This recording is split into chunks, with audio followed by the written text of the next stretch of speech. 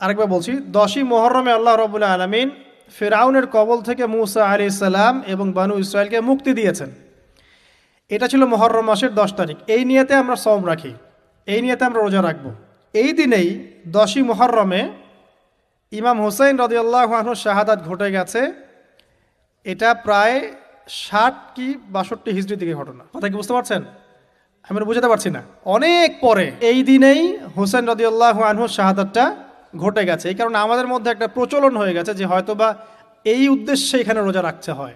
রাসূল সাল্লাল্লাহু আলাইহি ওয়াসাল্লামের ইন্তেকালের পর খলিফা হন আবু বকর সিদ্দিক রাদিয়াল্লাহু আনহু, তারপরে ওমর রাদিয়াল্লাহু আনহু, তারপরে উসমান রাদিয়াল্লাহু আনহু। এই উসমান রাদিয়াল্লাহু আনহুর এই সময় থেকে শেষের দিকে একটা সমস্যা সৃষ্টি হয়েছে। কি সমস্যা?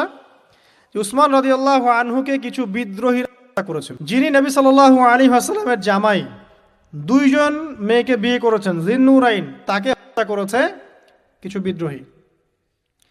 এরপরে খেলাফতের দায়িত্বে আসেন আলী রাদিয়াল্লাহু আনহু। কে আসেন?